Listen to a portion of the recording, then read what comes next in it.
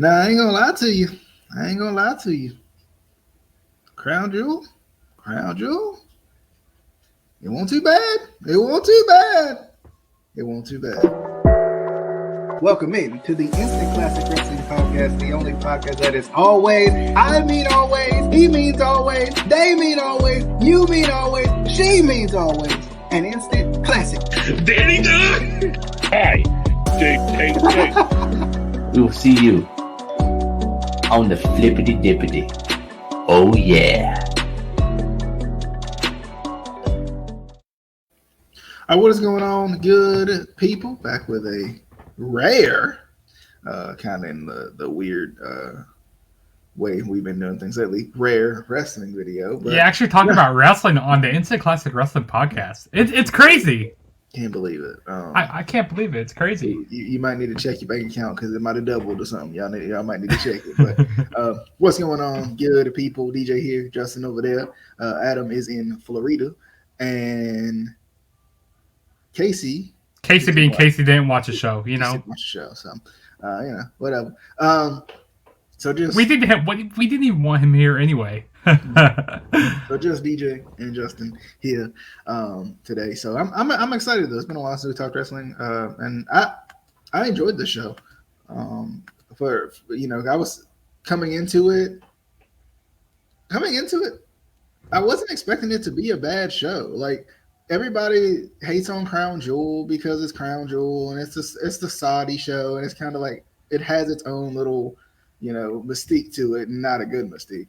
But like, I thought it was a pretty good show, and like the matches that were on it for the most part were, I think all of them, if I'm not mistaken, but all of the matches that were on this show felt like they were built up for this show. Which in years past, it was like things were just thrown together, or they'd have like one big match, right? They might have one big match or something, but other than that, nothing. There wouldn't be any, like, it was just kind of like that show. It's kind of it'd be like a house show, an enhanced house show, kind of. Yeah, like I've always felt like, and I'd have to pull up the card to remember like some of the matches from previous years, but like this year I really felt like, if not every one of them, all of them, I felt like all of these matches were built up through weeks and weeks and weeks, and then they kind of had almost like their payoff in some sort of way in the show. I mean, you look at Edge and Rollins, of course, that feud's been going on for a while and been one of the best feuds on SmackDown. Mustafa Ali and Mansoor. Might not be one of those that I'm not how to say his name, but might be one of those matches where you're like, who cares about that? But like, it's been a feud that's been going on Raw. Like, it's been developing. I haven't watched Raw that much, and I know for a fact that this feud's been going on. The RK Bro, AJ Styles, like the Raw Tag Team title match, same thing. I'm not sure about like the Queen's Crown tournament or whatnot. I haven't been watching. It's been going on Raw and SmackDown. Yeah, like I haven't been watching either one of the shows weekly enough to know those per se, because but for the most part, a lot of these have been going on for a while. Like, even Biggie and Drew has been going on for a little bit of time. There was a good, like nothing was thrown together like last week and tried to make it seem like, oh, we've been building this up for the whole time. Yeah, Saudi show, yeah. Like, no, like I feel like they did a really good job of building this show up. And like, I think some people didn't watch it because they were like, "Oh, it's the Saudi show," or why didn't this? Even like with some of these matches, why weren't some of these matches on the next pay-per-view instead of on, instead of on this show? But I think they even canceled like I think it was TLC or something too. I don't know when TLC was supposed to be, but in December. Yeah, they canceled that too. So it's like it gives them more room to make this show a little bit more important. Because I think it's a cool concept. They just haven't really done very well in terms of booking with it. Overall, I thought the show was pretty good. I enjoyed it. I came into the show like really excited for like matches like Edge and Rollins, especially Biggie McIntyre, the triple threat match for the women's title, and also the main event. But even like but there wasn't a match on this show where I was like, I don't really care. For me, at least, I thought this was a very well-rounded show. What was your overall thoughts, or your thoughts coming in, with the show? So, my thoughts going into the show. So, I really have been watching the weekly shows, like watching Raw and SmackDown like that. So, I really had no expectations really going into this show. Like, I didn't really know the card until, like, a few days before I got. So, I got like, let me go check out this card. And when I saw that Seth Rollins and Edge match, in the Hell in a Cell, and I'm also happy that they got rid, like, they're kind of getting rid of these gimmicky type of, I hope they're getting rid of these type of gimmicky pay-per-views, like TLC and, like, Hell in a Cell and, like, Elimination Chamber, them type of pay-per-views, because, like, we said this many times, like, it takes away from those match stipulations, like, you're just throwing them into the cell just to throw them in there. And I like how, it's made sense to have, like Seth Rollins and Edge inside a Hell in a Cell because their food was just that personal. And these two characters, they're so alike. Like, Seth Rollins is so Edge-like. And I love that promo that they had, like, before the match. That was very awesome. But, like, yeah, I really had no expectations going into the show because, like, oh, yeah, it's a Saudi show, like years past, when we saw Undertaker and Kane, the Brothers of Destruction going up against D-Generation X, terrible match. Or when we saw The Fiend get destroyed by Goldberg, that should never happened. Or when we saw, like, a Greatest Royal Rumble, that was a complete disaster. So I say, this show exceeded my expectations. Like, I was thoroughly enjoying this show. I mean, there were, like, a few things I didn't really care about, but I mean, it was a good show, and it was really long. Like, it felt it was a 4-hour show, and I felt like sometimes it dragged on. For me, I didn't feel like it was that long. Like I mean, I know it was long, but like I didn't. It didn't feel like it drug on to me.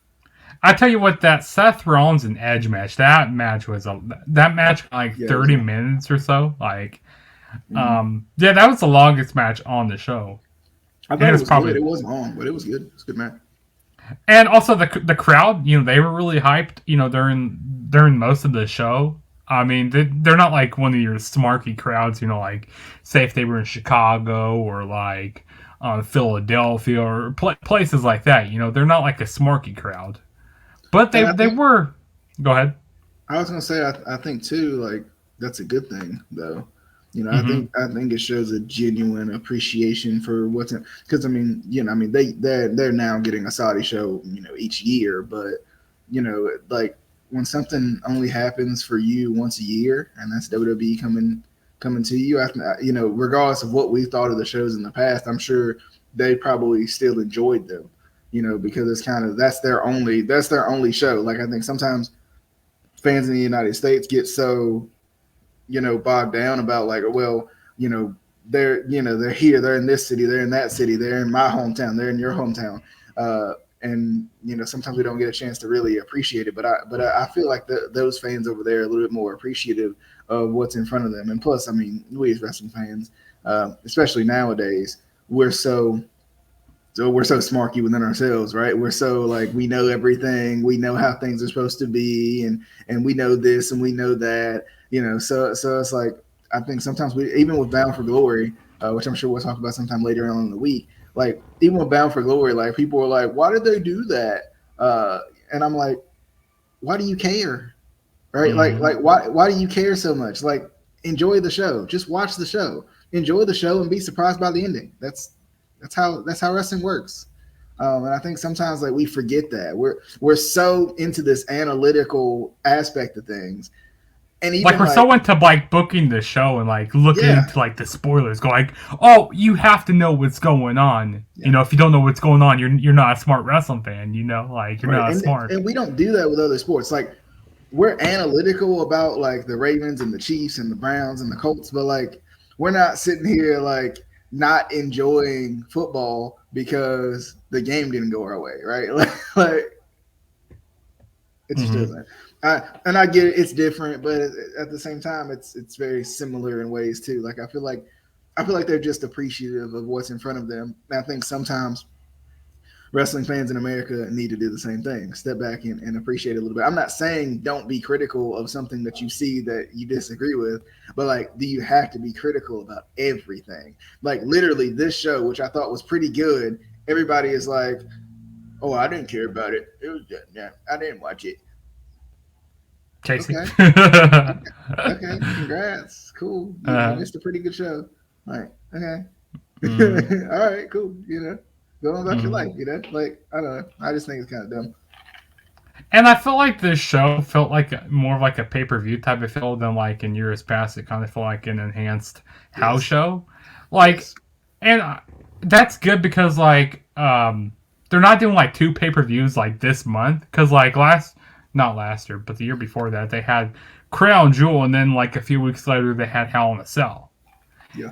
And I think that's, and we talked about it, in podcasts before, we talked about how it's really saturated, with all these, all these pay-per-views that they have throughout the year.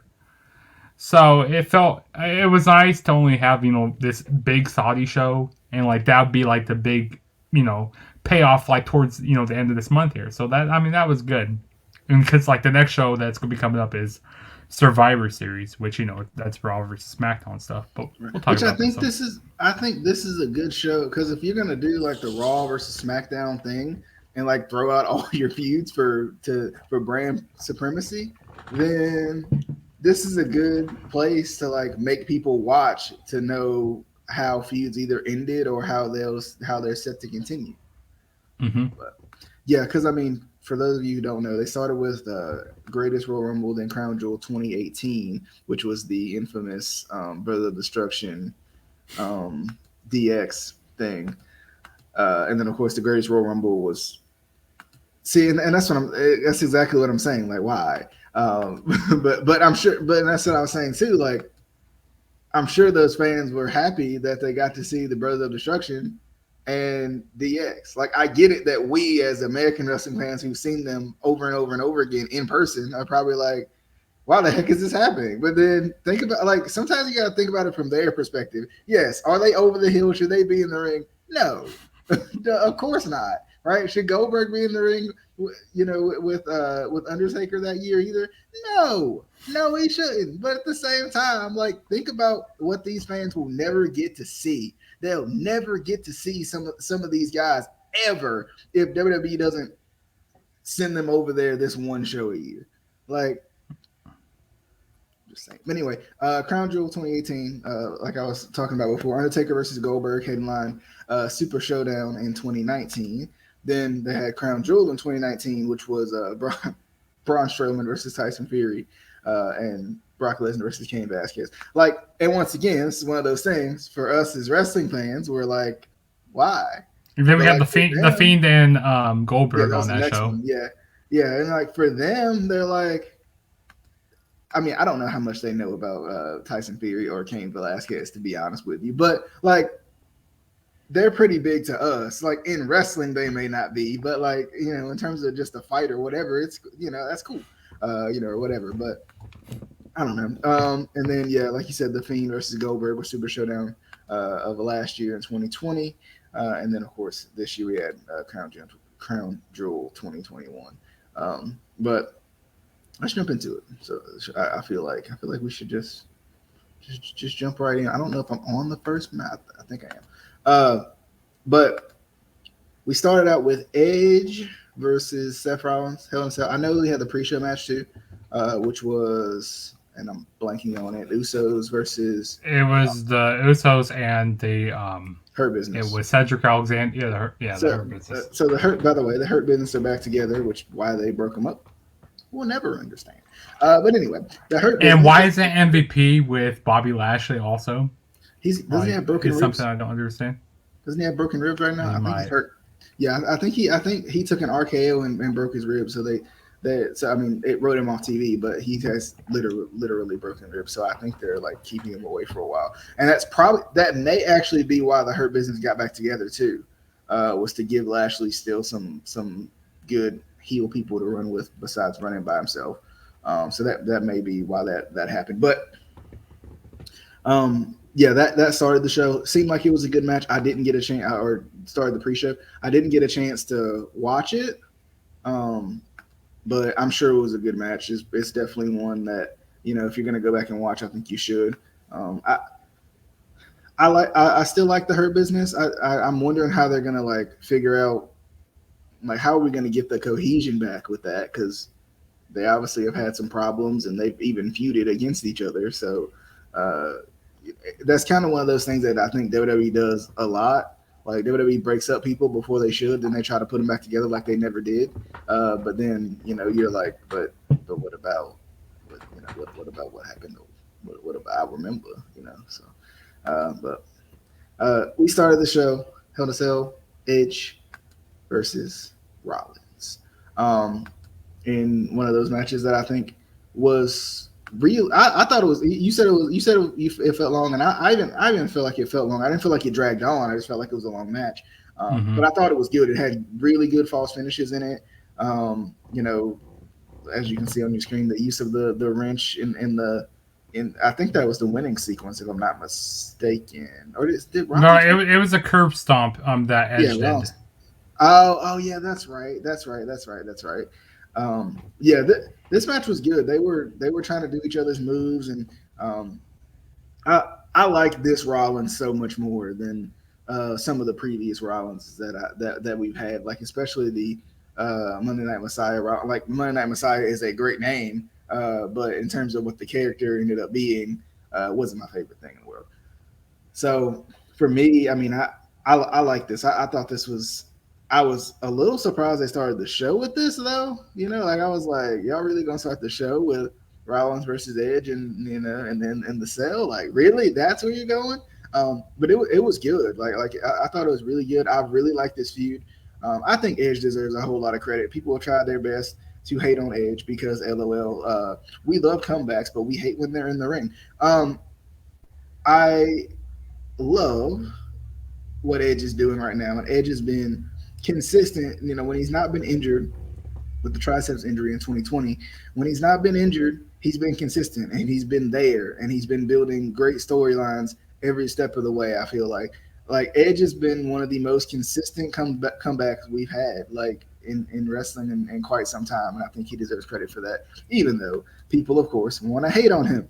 But what's your thoughts on the Hell in a Cell match that we got that we had with Seth Rollins and Edge?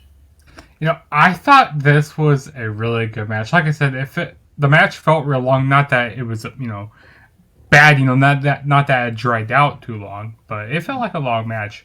And I'll tell you what, this is probably because this was like the 50th Hell in a Cell match, which is crazy to think about.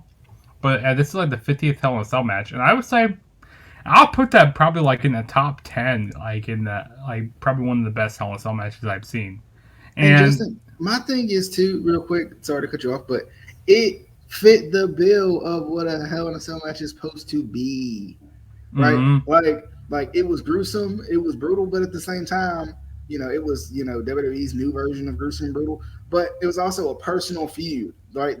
This is supposed to be like the payoff to a really personal. You came into my house, you're running away from me. Like Rollins is a runner. He's running away from me, and this is perfect. This was perfect in that way. Like it was booked perfectly as you can't escape. This is why we have this match, but also this is a personal feud that's not only dragged on, but dragged on for years, right? Like dragged on to 2014, right, before Edge could even come back, and that's what makes it so huge. This was good. And like you said, this match had a lot of weapons involved. So if you're a fan of a lot of using a lot of weapons and stuff, they were experimenting around with a lot of different things in this match, which was cool. I like that spot when Edge, he had the steel steps in the ring, and he didn't hit the execution. It was the other finisher. It's the other signature he has. Oh man, I can't remember what the he drops him on his neck. Educator. The educator, something like that. Yeah, that was a cool spot in the match. I also like when Seth Rollins, he's on the top rope, and I think he was going to like get ready for like his Phoenix Splash, but he gets pushed off the top rope into a table. That was a really nice spot in the match. I also like when Edge, he had the steel chair, and Seth Rollins was on the steel steps, and Edge did like the elbow drop off of the top rope onto Seth Rollins. That was really cool. That's going like back into the first ever Hell in a Cell match. So that was really dope. We even saw a sunset flip power bomb off the top of the ladder by Seth Rollins. So that was really cool. Went into a ladder. Also, I like when Seth Rollins, he wrapped his foot up like with the chain, and like he was hitting a whole bunch of super kicks, and that was really nice. And also Edge, he did like really good selling. Like you felt really empathetic, kind of towards Edge, because you're like, oh man, he looks really out of it and stuff. But then Seth Rollins, he's getting ready to go for the curb stomp, and Edge, he reverses it there. He puts the chair between his legs, like he just hurts. What do we call? We don't call it the grapefruits. He hurt the ding ding. He hurt his ding ding there. The ding ding got hurt there. I also like when Edge, he broke off the part of the steel chair and like he used it like for like a crossface. That was pretty cool. Yeah. But I think it's kind of crazy that Edge beat Seth Rollins by his own finisher. Like, dude, that's gotta suck when like when you're playing your WWE. Does that happen? Yeah, rarely ever does that happen. Like, say you're playing like a WWE game, and like you steal someone's finisher and you beat them off the finisher. That's just like you should just retire at that point when you get beat by your own finisher. That was always the funnest part of the WWE game, especially when they first introduced it, like trying to beat your opponent with their own finisher. That was always fun. But no, this was a really good match, and I like the spots that they were doing, and it felt like a really big feud here, and I felt like this is kind of like the end of this feud here, and who knows where Edge is going to go after this, because he's on Monday Night Raw now, so yeah, who knows what's going to be happening next with Edge. And too, like just real quick, going back to like some of the matches that we got from previous Super Showdown / Crown Jewels, like there was a Mountain Trophy Gauntlet match or something with just random people in it. There was Brock Lesnar faced Ricochet for the WWE Championship. Yeah, I try to forget about that. This is why we feel this way about these things. Like just I mean, I don't want to harp on it too much, but come on. I mean, Randy Orton faced Triple H at one of them.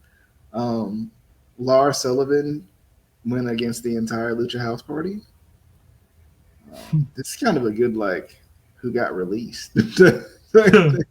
I remember we did a live reaction a while back, and it was like to the Greatest Rumble. We're like, yo, that guy's been released. That guy's been released. Like a majority of these guys on these past shows probably have been released. But anyway, Mansoor versus Mustafa Ali. Long story short, it was a pretty good match. It was, I think it was. This was more like a statement match. I think for both of these guys, being able to, be themselves and showcase that, even the people watching in the crowd can do this too, because there's not a lot of Indian wrestlers out there that get their opportunity, so this is cool.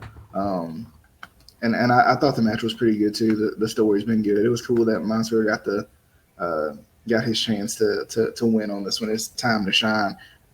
And then the karate guy, I don't know his name right off the top of my head. Yeah, I can't remember his name. Like he was in the Olympics. Yeah. Apparently he's a big deal over there. Yeah, that was cool. That little moment. You got any thoughts on that match? I thought it was an alright match. I mean, Mansoor, I don't know really much about him. Like haven't been really watching, Monday Night Raw as of late. But I mean, it was a decent match. I mean, the fans were really behind him because he had more of that, Indian heritage. Because I didn't realize that Mustafa Ali was actually like Indian or a Muslim. I didn't know that at all, and I didn't want to presume that. But I thought this was a pretty decent match. I think how did Mansoor win? He went like a some type of neck breaker or something like a springboard neck breaker or something like that.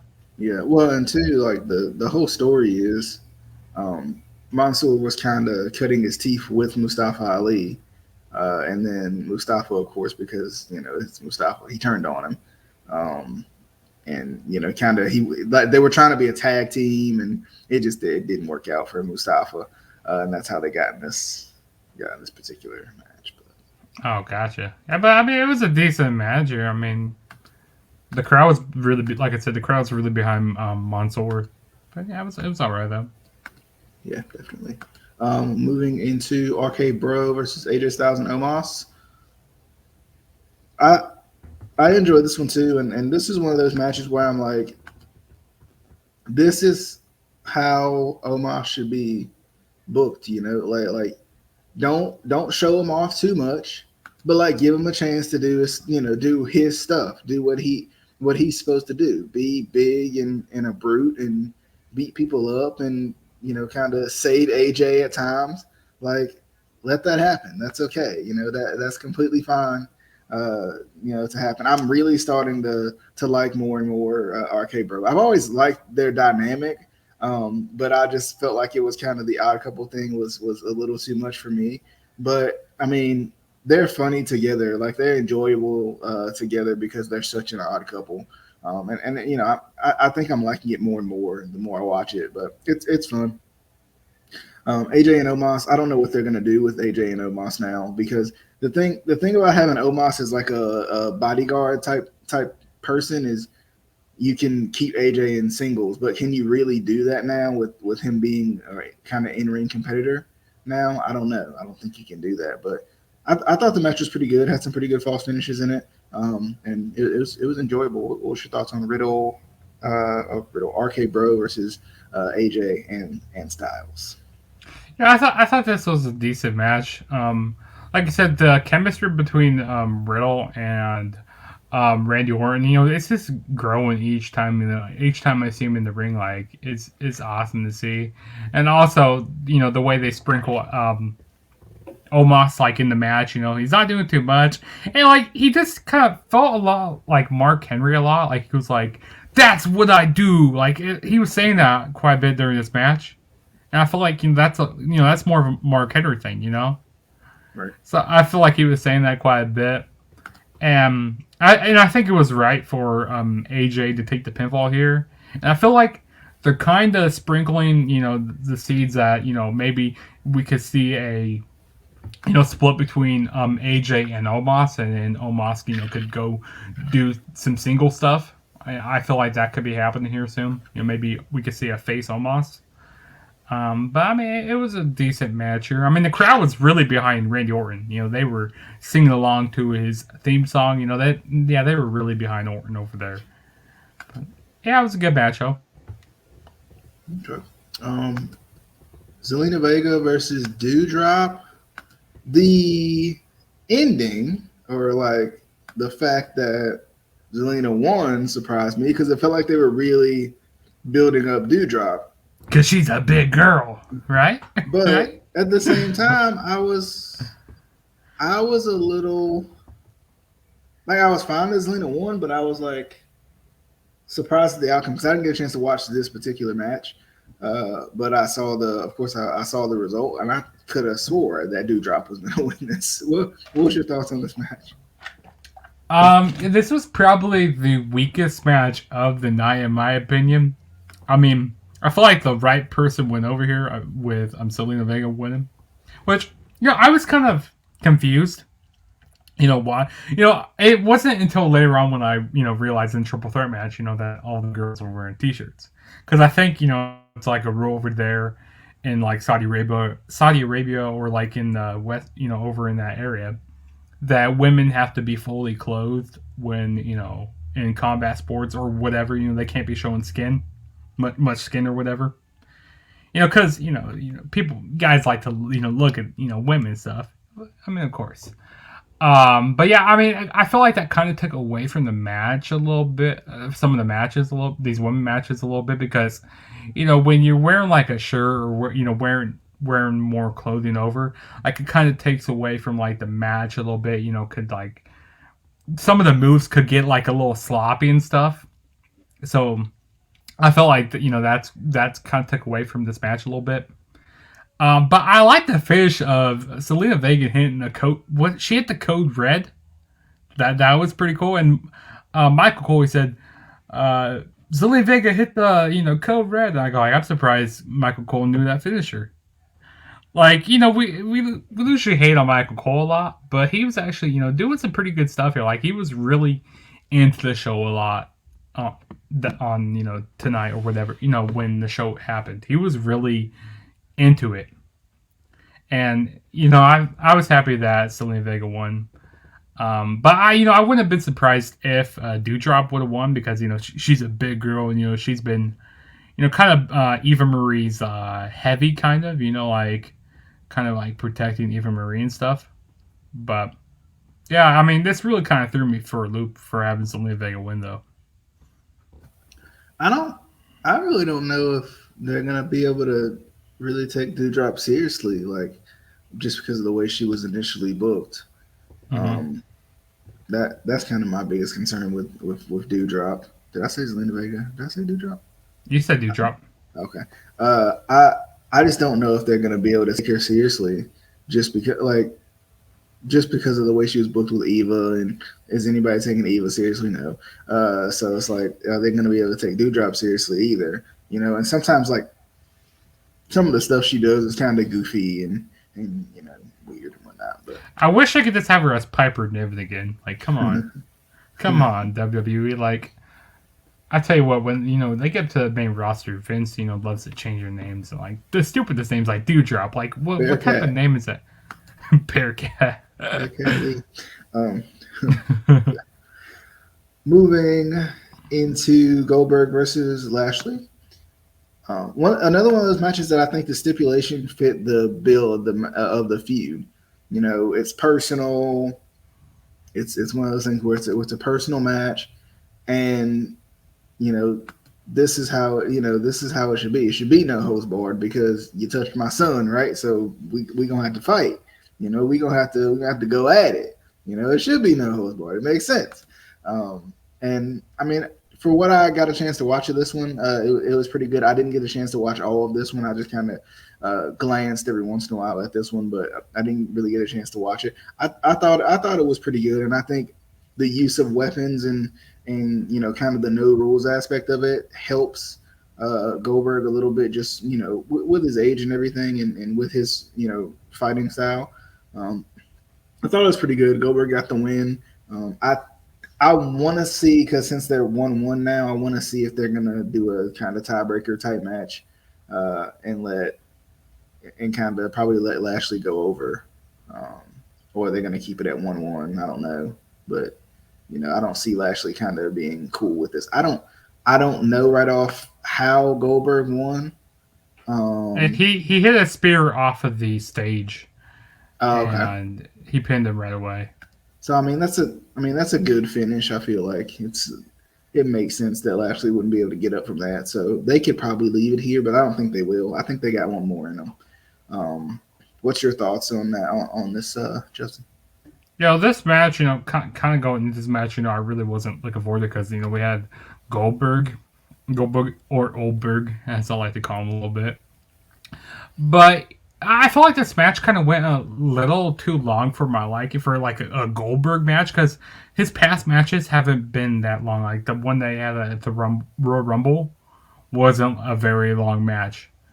So, I was kind of surprised this match went on, like it got like about 11 minutes or so. But like you said, DJ, the use of weapons in this match was pretty cool. Like this spot here, like when they're wailing each other with the candlesticks, that was a really cool spot in the match. We even saw Cedric Alexander and was it Shelton Benjamin? No.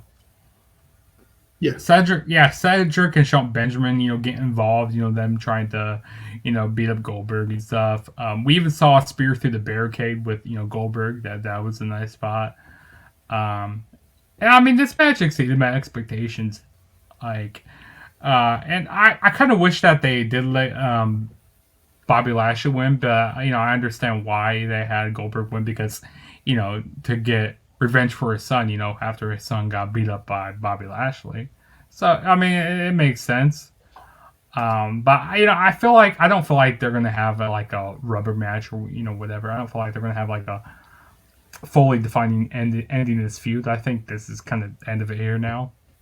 But I did like the finish of the spear off the stage into like all those tables. That was a really cool spot. That was really cool. Like I wasn't expecting that to be the spot in the match, but it was nice. He did say you're dead, so he tried to kill him. He did try to kill him. The King of the Ring final: Xavier Woods versus Finn Balor. Xavier Woods taking home the King of the Ring crown. What was your thoughts? I wish that they would actually bring back the King of the Ring pay-per-view because I always was a big fan of that pay-per-view back in the day. Back in the day, like I'm saying, like I'm old or something. Like I'm not as old as Casey. Okay, I'm not as old as him, but yeah, I wish I just kind of bring that back like as its own separate pay-per-view. And I didn't really watch much of like these King of the Ring tournament matches, but looking at it, like what I've seen from it, it looks like these matches, were pretty decent and stuff. And I feel like Finn Balor and Xavier Woods, they really gave it their all in this match. I feel it's like a good final too. Like it makes sense as a final. Like Xavier Woods hasn't really gotten his opportunity to be kind of the guy yet, and then Finn, has had opportunities, but he's had to go back to NXT, and then he re-debuted, and everybody's like, "Oh man, Finn's back." It was kind of a good and sensible, final too. I feel like. Yeah, I feel like this is probably, because like in years past, they had some bad, they're not the greatest King of the Ring finals matches. Like the match between Brock Lesnar and RVD one year. I think that was like maybe 02, maybe one of those years, or even Edge and Kurt Angle one of those years. I mean that wasn't the greatest one. I mean, even though I'm a fan of that year, but. I mean, yeah, these guys gave their all for the time that they had, and like very athletic between both guys. Xavier Wood, I like the finisher he hit, or like I like that springboard elbow drop he did to win the match. That was nice.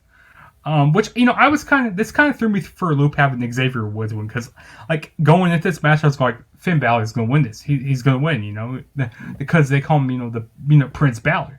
Well, you know what, a prince. It's not the same as a king, so that's why they shouldn't have him win. That's why he didn't win, because he's a prince instead. That's why Finn Balor didn't win.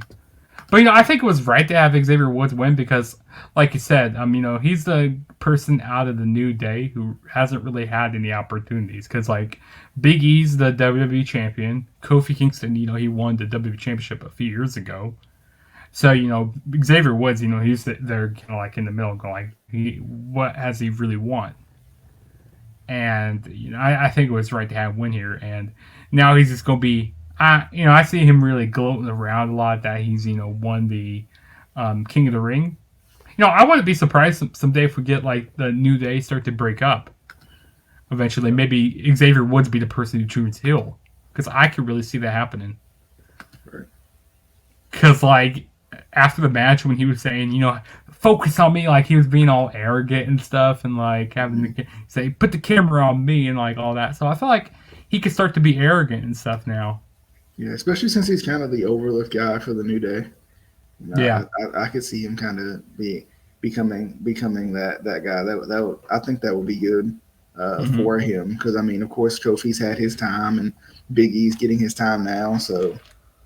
And they could even use this to kind of, I don't, maybe not like right now, like continue to let him just kind of continue to build himself up in the mid ranks, but then maybe even challenge Big E for the title. He doesn't necessarily have to win it, but just like, that could be like the crack in the New Day or whatever would be the championship. But moving on. Moving on to Biggie versus Drew McIntyre. I like this. They're confusing me with Drew. You know, they because I don't know if he's a face or a heel or he's thinking about being a heel. He's considering being a heel. I don't know. But I mean, I've liked this feud too. Like I know he just wants the title back and all that, but can they keep like having him be a face that just wants the title back, but for so long? I think eventually they gotta officially kind of turn him heel. I feel like, but I like this. Him and Big E, they went at it. They're big brutes. They go at it, and I think they were really good.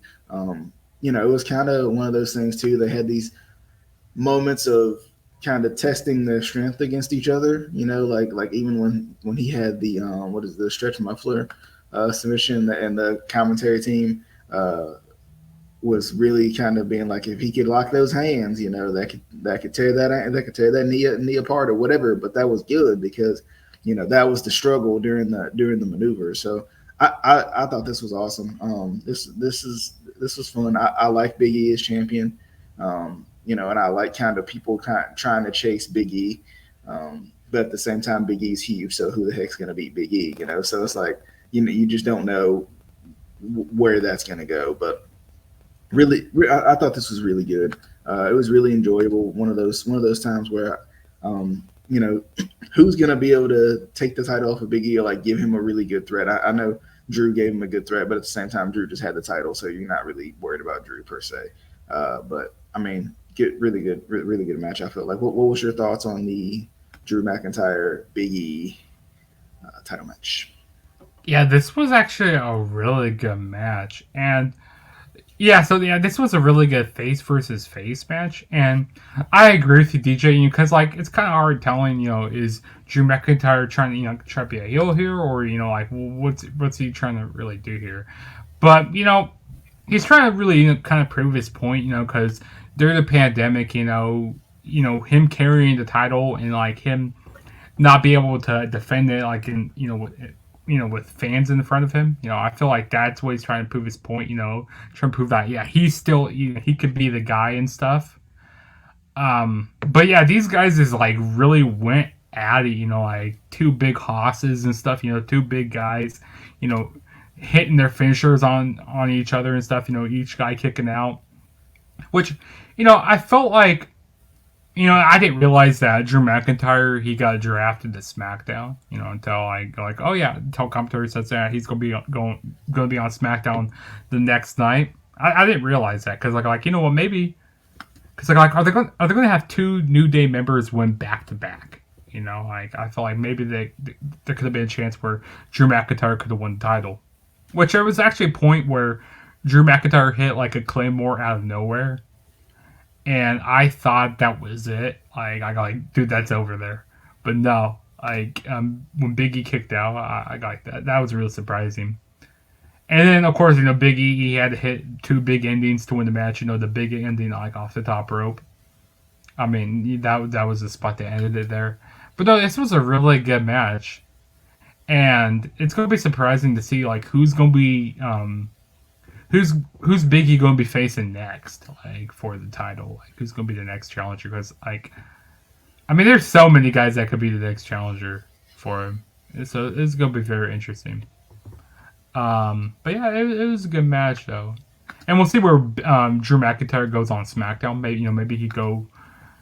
I don't know. Maybe he go feud with Roman Reigns or something. I don't know if they want to do that because we had that feud earlier in the year, right? But. It was a good match, though. And the crowd was, like, split 50-50. Like, they were split, between Big E and Drew McIntyre. So, it was good, though. All right, next we had Big Time Bex, the EST, and the Boss going at it for the SmackDown Women's title. So, Becky Lynch, Bianca Belair, and Sasha Banks, triple threat match. Another one of those matches that I thought was really good. This was the match that threw me off with the shirts because I guess because you're just used to the attires of Becky Lynch because you've seen her for so long, and Zelina ain't been back but for so long, so you don't think nothing about it. Dewdrop ain't been, she just debuted, so you don't think anything about it. But then like I saw Becky and Bianca and Sasha, and I was like, oh, that's weird. Like I didn't think I forgot all about that, and I thought back to the previous match, and I'm like, oh yeah, they were okay. Makes sense now. But I thought this was good. A little triple threat match. I feel like they did a good job of showcasing, really anybody could win here. And with Becky's run, it almost feels like you don't know when she's gonna lose. I don't know. Like, this is not one of those runs where like finally she got the title, she's gonna hold it forever type of a run. It's one of those runs where it was almost like in a way a fluke. Kind of a fluke victory, so you never really know who's going to beat her, because they've done a really good job of showcasing what Sasha can do, but also showcasing what Bianca can do. So it's got like, who's going to win? Who deserves this one? Who's going to be able to get this one? They did a good job throughout this match showcasing. It could go either way. It could go Bianca's way. It could go big time Bex's way, but also it could go, it could be boss time again, but I thought this was good. This was a really good, almost main event. I thought it was good. And even Becky stealing, like, once again, Becky stealing the title at the end, from, I think it was Bianca, wasn't it? Yeah, it's from Bianca. Yeah. That was fun. That was good. It kind of it keeps that kind of, oh, this is a fluky, is Becky a fluke after coming back type thing? Like, oh, she's turned, she's dirty now and she might be a fluke type thing. Like, it keeps that up a little bit too. It's been good. I've liked it. I wouldn't be surprised if they let Becky hold it up until Bayley comes back and then let Bayley take it off of her possibly. Maybe bring Bayley as a face back, Mm-hmm. Yeah. Well, actually, didn't they swap? Didn't Becky Lynch and Charlotte swap titles? They did. That's right, because they swapped brands, right? Yeah, which was very weird, because like I was watching some like highlights and stuff, like oh, someone goes like, oh yeah, this makes the most sense, for them to swap titles and stuff. Because I knew that, I go like, oh yeah, Sasha. I mean, not Sasha, but I knew that Becky Lynch was going to be going over to Raw. So like, that's kind of, I thought that Bianca or either Sasha Banks was going, because they're still on SmackDown. Right. So that really threw me for a loop in this match. I'm like, oh, Becky retained, which is kind of crazy. But did you have any more thoughts on this match? I didn't. What was yours? I thought this was a really good match. These women, like, I don't think there was like any other, like, three women that can like really go at this type of caliber right now. Like, this was an amazing match. I really enjoyed it. And there was like one spot where I like when not Becky Lynch, it was Bianca Belair. There's too many B's in this match. When Bianca Belair was doing the like one arm gorilla press, that was a nice spot in the match. I even like the double. What's Becky Lynch's finisher called? The arm bar that she does. Yeah, disarmer. I like that. I like on both Sasha Banks and Bianca. That was pretty nice. And like the ending result, I like how we had Bianca Belair, trying to hit her, hit the what's her finisher called? I can't remember her finisher off the top of my head. The KOD. Yeah, the Kiss of Death. She hit the Kiss of Death, and then like Becky Lynch, and then Sasha Banks hit the bank statement, and Becky, Bianca and Sasha, they kind of just kept going at it with each other, and they kind of took their eyes off of trying to pin, they went at it trying to pin Becky Lynch, but then they kind of let Becky Lynch get back into it, and she got that sneak up, that kind of like roll up pin. And she was like using that leverage pin, and Michael Cole, he was going like, that's illegal. She could do that in a match, like that's legal and stuff. Like, he was get really behind that and stuff.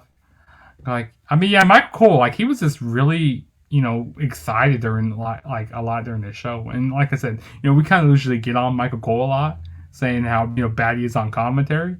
But like, I mean, he was doing pretty good here, like on commentary during the show. But yeah, it was pretty cool seeing Becky Lynch escape with the title. What's that? I've been muted the whole time trying to say stuff. But Did you see there was an article that came out or a comment that he had made at some point, and he was like working with Pat McAfee has kind of like reinvigorated his commentary career. Yeah, I guess actually did see that. So wild or whatever, but it's kind of like giving him a newfound energy in a way. So that's cool. Yeah, he had a really crazy energy about this show. Which, like, he was on top of his game. Like, because there was a point where Michael Cole couldn't remember he would say the wrong finisher, a few years ago and stuff. And now he's kind of like on his game and stuff. Yeah. Because like since he's like the main guy with Pat McAfee, Right. he's kind of like leading the reins and stuff. Yeah. Leading the reins. That's Speaking of reigns, the main event, we had Brock Lesnar versus Roman Reigns. And I'm coming into this match and I'm like, dang on it, they gonna have Brock win it. Dang on it. It's gonna happen. It's gonna happen, and I'm gonna be a little upset. But even though I like this Brock, I like nice guy Brock. But nice guy Brock, or what did Casey call me? Like lettuce head Brock, onion head Brock. Onion head Brock, I thought was looked like a cabbage. But I'm liking what Brock is doing, and I like the kind of dissension they're trying to throw in there with Paul Heyman and Roman and even Brock, and the bloodline and all that. That's cool, and I mean, they kept the bloodline together, which is good. Makes you wonder if they're gonna split Paul Heyman from him or not. But I think as soon as Paul Heyman splits from him, I think the title ends. There's just something about it that just makes me think that they're gonna end the title reign about as soon as he splits from Paul. Like, and even in this match was good, by the way. But even the ending kind of had like Paul threw the title in, but both Roman and Brock looked at the title and they were trying to get it. Then they did the whole tug of war with the title, which they did like, when was that? 2014, something like that. Yeah. Remember they did that way back when, and people thought it was so stupid, but now like it comes full circle, which was cool. And then Roman was able to get it, and he hit it, and he hit Brock with it, and to win the match. So you don't know who. It's like they didn't necessarily say like who. Heyman would throw the title. Yeah. The title so too. you don't know who he's aligned with, but at the same time, it's kind of like it keeps that going, like that kind of like, was he throwing it to Brock or was he throwing it to Roman? So I mean, I think it was good, and I think that was a good way to end this match because you keep that line open, but at the same time, you can still like it's just a lot of different things that a lot of different ways you can go with it. I don't know if Brock's going to win the title though, but considering he's a free agent, like technically by all standards in terms of the drafts and whatnot, because I think he's going to show up on Raw at some point or something. Because I feel like we're going to get, maybe down the line, I feel like we're going to get Edge and Brock down the line, which that'd be pretty interesting for you to see again. But yeah, I mean, I thought this was good, and I thought the ending was pretty perfect to how it should have been. Like, I know some people are upset that that's how, Roman keeps winning dirty by hook or by crook or whatever, and he doesn't win by himself, but that's kind of what heels do. Like I get it gets repetitive sometimes, but that's why you want them to lose. That's the whole point of wanting them to lose is because they can't win by themselves. They're finding a way to win or whatever. But I mean, shoot, Triple H did it forever, and I hated him for it. So, what was your thoughts on the main event of the evening? Roman Reigns still the Universal Champion. By the way, the best Universal Champion we've had thus far. But you're not wrong. You're not wrong. I thought this was a really good match, but I don't think it was better than their Mania 31 match. Was it Mania 31? Yeah, they had a match at Mania 31. The one where Seth cashed in? Yeah, the one where Seth cashed in. Yeah, I think that was probably the best one. And then they had a match at Mania 32, which I've been hearing rumors that, this feud could be going on till WrestleMania, which I wouldn't be surprised, maybe see Paul Heyman, churn on, Roman Reigns, and bam, that's where. Oh no, I don't. You don't think they're gonna go the Rock versus Roman at Mania? I mean, I was hearing that could happen at like the next Mania, like not this year's Mania, but like the one in LA. Mm-hmm. So that'd be like a couple. That'd be a couple. You think they're gonna keep the title on Roman for that long?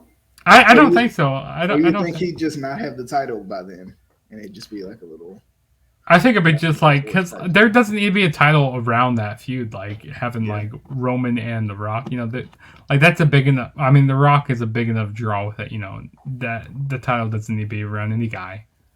right. And Brock Lesnar, he doesn't need a title also.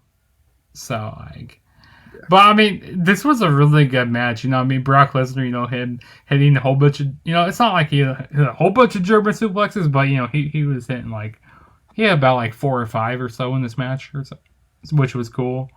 You know, Roman Reigns, you know, him cheating a lot during this match. You know, him like kind of slowing the pace down quite a bit, which was nice.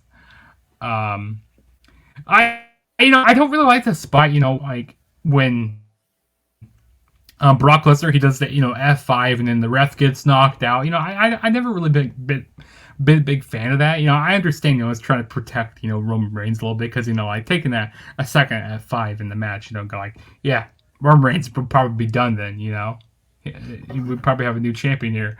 But yeah, we have the ref get knocked out. Charles Robinson get knocked out. I thought it was funny when Brock Lesnar tried to wake up Charles Robinson, but he just like picked him up and like tried to wake him up that way, but no, he wouldn't get up. And I also kind of like the spot where Paul Heyman threw in the Universal Championship. I thought that was pretty cool. Like he threw it right in the middle. I feel like he was throwing it to Brock Lesnar more, but like even though he threw it in the middle, he goes like, "You guys know what to do. You guys know what to do." And like we had that little tug of war, and Brock Lesnar event won the tug of war there. But then we had the Usos come in, hit the super kick, and Roman Reigns did the hit him, clocked him with the title, and got the 1, 2, 3. So, I mean, like I said, a great easy still protects Brock Lesnar, for him losing this way, and makes Roman Reigns even like a more coward heel. And I feel like this feud's going to be continuing more because who knows like where Paul Heyman's alliance lies. I feel like because like the promos leading up to this, he's going to be walking out, with the Universal Champion, but which Universal Champion? He didn't specify.